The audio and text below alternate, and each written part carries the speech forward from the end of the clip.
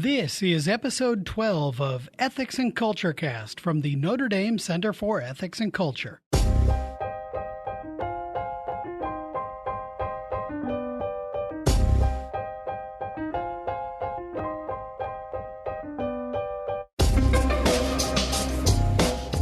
Welcome to episode 12 of Ethics and Culture Cast from the Notre Dame Center for Ethics and Culture.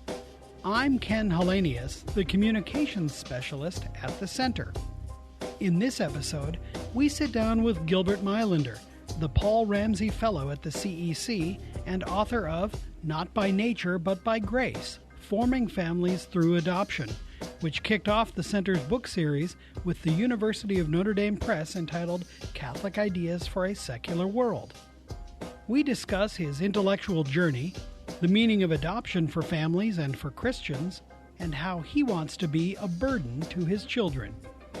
Let's head into the Marion Short Ethics Library for this week's conversation.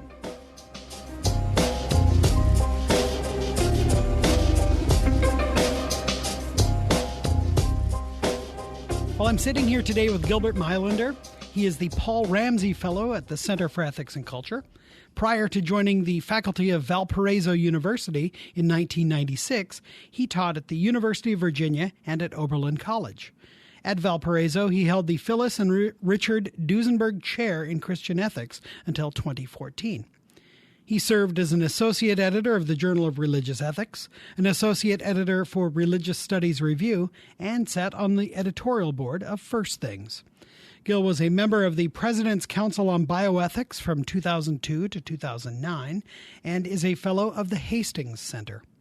He has written or edited several books, including Working, Its Meaning and Its Limits in 2000, Bioethics, A Primer for Christians in 2004, the Oxford Handbook of Theological Ethics in 2005, and most recently 2016's Not by Nature but by Grace, Forming Families Through Adoption, the inaugural volume in the Center for Ethics and Culture series Catholic Ideas for a Secular World with the University of Notre Dame Press.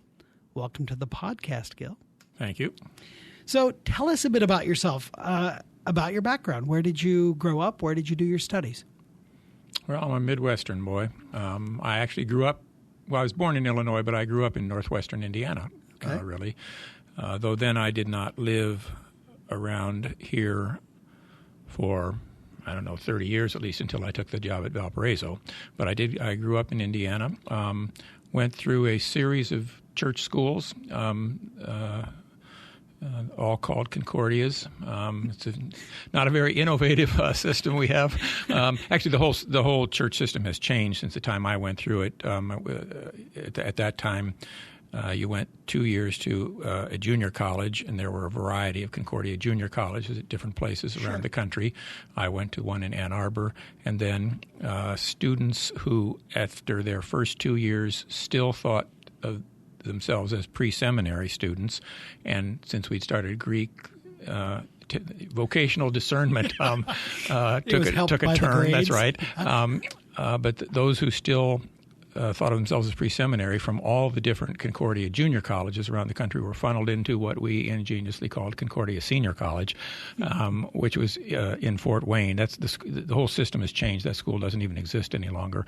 But so my last 2 years of college were there, very kind of classical pre-seminary education, language training, Greek and Hebrew and Latin. Why do you roll your eyes? Well, you couldn't prove it by the state of my Latin right now. And then I went to what we call Concordia Seminary in St. Louis, graduated from there in 1972, and went to Princeton University, the religion department at the university for my PhD, which I finished in 1976. Went to teach at Virginia for a few years, then went to Oberlin, where I was for 18 years, before coming to Valparaiso. So that's back to Indiana. That's the short story. When you were at Princeton, did you study with Paul Ramsey? Yes, not only Paul Ramsey, but he was the main person, obviously. And that was an experience. I mean, that was that was quite an experience to study with Ramsey. It was very good. Well, I mean, here at the center, obviously, you're the Paul Ramsey Fellow. Oh, that's right, yes. So right. what does that, who was Paul Ramsey for you? As you say, it was an experience, but... Well, Paul Ramsey was, I did not name the center's fellowship, by the way. No, I guess Carter Steed came up with that. I'm not actually really certain. Yeah. But Paul Ramsey was, who taught at Princeton taught there for 3 decades at least, I guess, was a really leading figure in the field of Christian ethics at a time when there was still some coherence to the field. It wasn't as fragmented as it is now. He came right at the tail end, really, of the period in which Christian theologians and religious thinkers still actually had some public influence. We think of Reinhold Niebuhr as kind of the epitome of that, and Ramsey was sort of just after Reinhold Niebuhr. And he was well known especially for his work in just war theory, which he spent about a decade of his life working on. And then he was one of the really early figures in this country when bioethics got started in the mid-1960s, I would say. He was, and more theologians were involved in bioethics in those early years. Then it's gradually sort of become more public policy oriented. But Ramsey was a very important figure in the early years of the bioethics movement in this country, and he was a dominant personality. We could have a long talk about it. I mean, he's just a fellow graduate student of mine once called him an intellectual whip, and that's what he was. His mind would just sort of wrap itself around an idea and go to work on it. And I've thought about a lot of issues since he died, and very often when I work them through, what I realize is that he was actually there first. He kind of got there before I did. He was just, if you spend your life in the academy, you're around a lot of smart people, but once in a while you're around especially smart people, and he was one of them. Oh. Well, now, how did you get involved with the Center for Ethics and Culture? I mean, what's a nice Lutheran boy like you doing wrapped up with the University of Notre Dame? Well, I believe in inclusivity and diversity, as everybody does these days. Right. Well, it was years ago, and I don't really know how long ago, but back when David Solomon was still directing the center, I spent 1 year here as a fellow. But even before that, I believe I had come over as what David called a consultant for the annual medical ethics conference. I'd done that for a number of years, given talks at it a couple times and served as a consultant for it. So I'd had sort of regular contact with the center for quite a while. And then sometime after Carter became director of the center, he talked to me about working out some kind of deal to be here on some sort of, to be connected with the center in some way or other, and this is what we worked out. And you would have known Carter through the President's Council as well? I knew Carter was the legal counsel, I guess we called him, for the President's Council on Bioethics, at least for a few years, not maybe right at the start of the council, but after that. And so that's where I knew Carter from originally, since we had an interesting few years on the council. Well, now, as I mentioned earlier, you've written or edited several books, and the topics are really wide-ranging, from bioethics to human dignity, the meaning of work, the effects of aging, to the last words of Christ on the cross, as we were talking about before we started recording. How would you characterize your own kind of academic and literary output, really, in a way? I have never tried to think of my work as my work, sort of, that people will think of as the Meilaender corpus, something like that. The grand project. Yeah, I take up questions that seem to me interesting and important, and work on them. I do think there are certain themes. I mean, I think anybody who looked closely at what I've done, if anybody cared to sit down and work their way through it, I think there are certain themes that just, it's obvious, have been central. I'm interested in the question of limits in the moral life. Are there limits?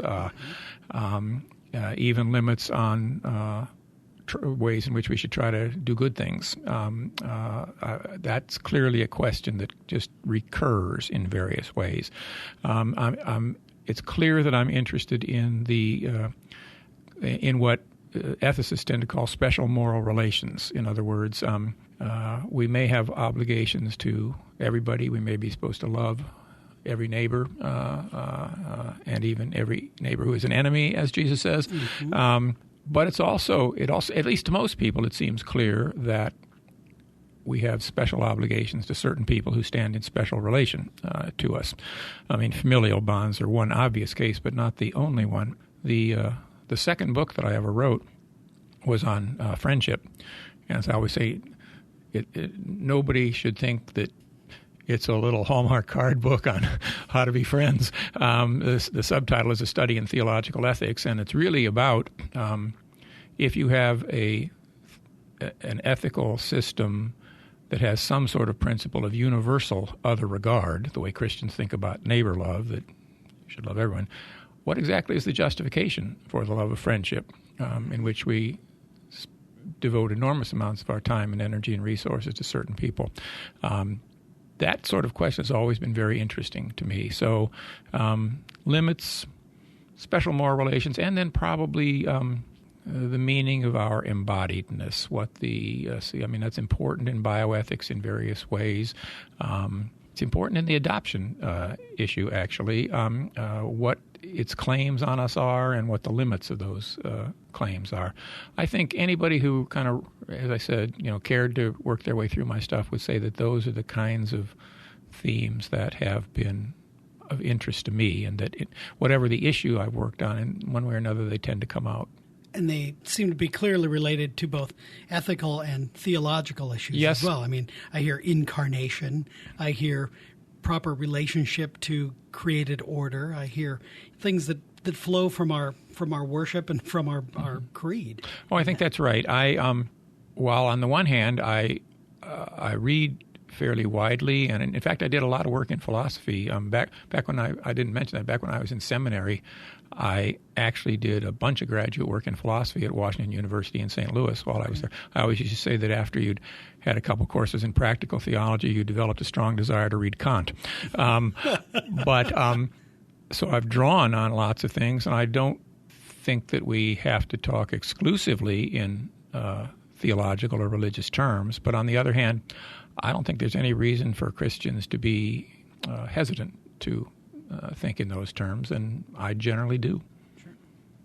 Well, let's talk a bit about your latest book, Not by Nature but by Grace, Forming Families Through Adoption. What is your personal interest in the topic? Well, insofar as I have had longstanding interest in special moral relations, and the family bond is one of those, obviously this will relate to that in a kind of, so there's a kind of a theoretical hook, just in terms of the things I've been interested in.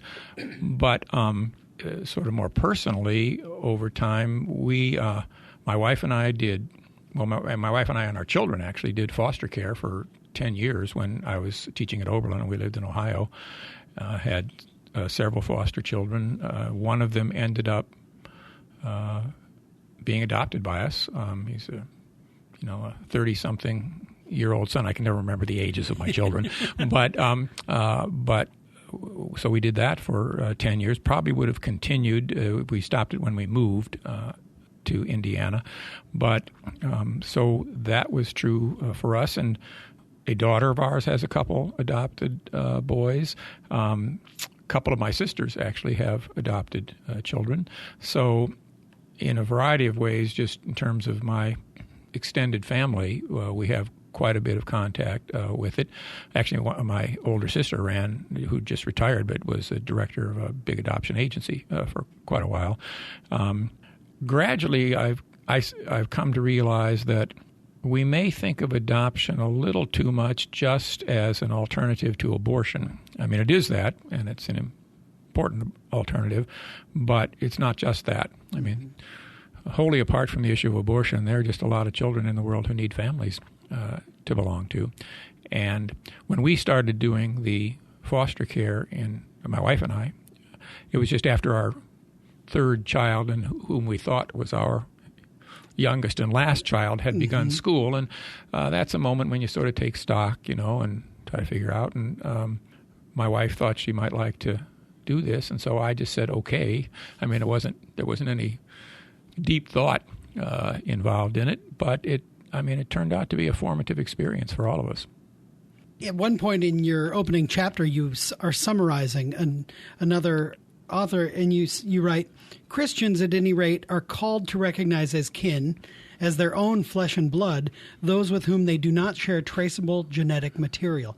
A history of relationship, commitment sustained over time, is what forms and sustains the bond of father and mother with their children.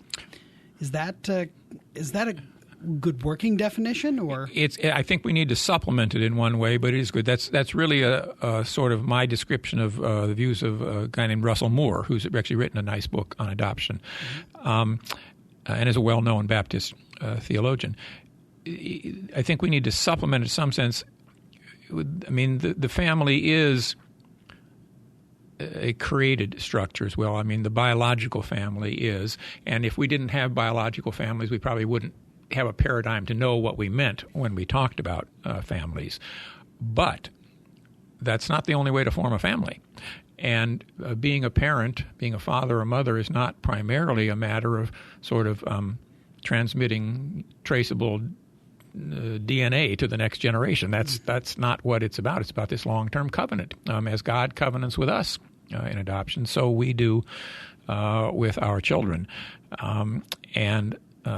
So while I'd want to just sort of supplement what Russell Moore says with the recognition that the created biological genetic bond is important and meaningful and sort of central to what we understand a family to be, it's only a paradigm for what can be formed in other ways as well. And if we think that the thing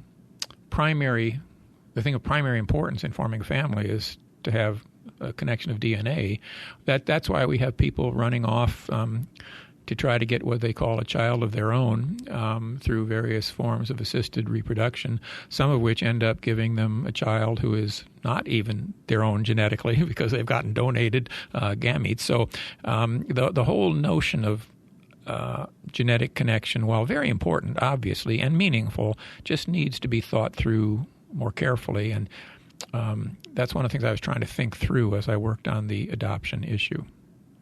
Kind of thinking about this idea of covenanting and even sustain commitments over time, I do have to ask about Carter Snead. One of what he tells us is his favorite things he's ever read, and it was a 1991 essay of yours in First Things called "I Want to Burden My Loved Ones." You describe your own reflections on raising children beginning thusly. I have sweated in the hot sun, teaching 4 children to catch and hit a ball, to swing a tennis racket and shoot a free throw. I have built blocks and played games I detest with and for my children. I have watched countless basketball games made up of largely bad passes, traveling violations, and shots that missed rim and backboard. Why should I not be a bit of burden to these children in my dying? Well, is there a relationship between this essay and what you've written in Not by Nature, but by Grace? Oh, I think there is. That little passage that you read, by the way, actually got excerpted and reprinted in the Wall Street Journal. No kidding. Yeah, that was a fun piece for me to do. I'll just tell you a bit about how it came. Back at that time, sort of for my sins, I was serving on the hospital ethics committee of a small little hospital in Oberlin. If you teach the kind of things I teach, you end up getting asked to serve on hospital ethics committees. And I don't actually believe that they function very well most of the time, but at the time I was serving on it, and they try to do various sort of public educational things. Yeah. And this was a Saturday or Sunday afternoon, and the committee had this public panel discussion in the library in Oberlin. Actually, there was a decent turnout from people, but as we're talking about this, and the subject matter was mainly about advanced directives, authorizing other people to make health care decisions for you as you get older and perhaps can't make them yourself and so forth. And I actually am a person who believes that the living will is a very bad idea, and I was trotting out my theories about this for the good folks, and but also listening. And I realized as we're going along, sort of my mind started working on a couple different tracks that people who were asking questions are actually more often commenting. They weren't really asking questions. As it's often the case. They were getting up and commenting, but they were all saying things like, in opposition to my notion that a living will is a bad idea, that, I wouldn't want to burden my children. I'd want them to know exactly, what I wanted and so forth. And I just started thinking about that and ended up writing this little piece, which is, the serious point in it is about advanced directives, actually. But along the way, I had a little fun with that. And I think the connection to the kind of larger interest in familial bonds and the adoption book in general is that while familial relations are satisfying and fulfilling and bring great happiness, and life would be the poorer without them, they do also burden us. And if you don't want those burdens, you can't be a member of a family, because that's what a family is. If you buy into it, you're buying into burdens. And I just decided I'd say that fairly directly. And it was as I say, it was a fun piece to write, but it was a serious point about what it means to be a member of a family.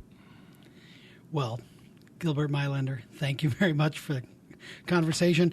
Your book, I must say, as one who is also surrounded by many families here in the Notre Dame community in South Bend, many adoptive families and families that are formed through adoption. And reading this really is kind of insightful in dealing with these questions. Like you say, we're talking about commitments that we form and then live those out. Well, maybe you'll sell a few copies for me, Ken. I'd be happy to.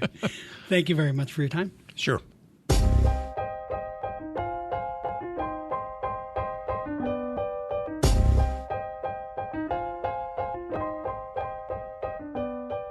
Thank you to Gilbert Meilaender. His book, Not by Nature but by Grace, Forming Families Through Adoption, is available now wherever the finest books are sold, and you can find a link in the show notes. Learn more about the Center for Ethics and Culture by visiting ethicscenter.nd.edu. Subscribe to Ethics and Culture Cast, which is released every other Thursday during the academic year, by visiting ethicscenter.nd.edu/podcast. We'd love your feedback. Contact the show by emailing cecpodcast@nd.edu. Please rate us on Apple Podcasts, and don't forget to tell your friends. Our theme music is I Dunno by Grapes, licensed under the Creative Commons Attribution License. We'll see you next time on Ethics and Culture Cast. Until then, make good decisions.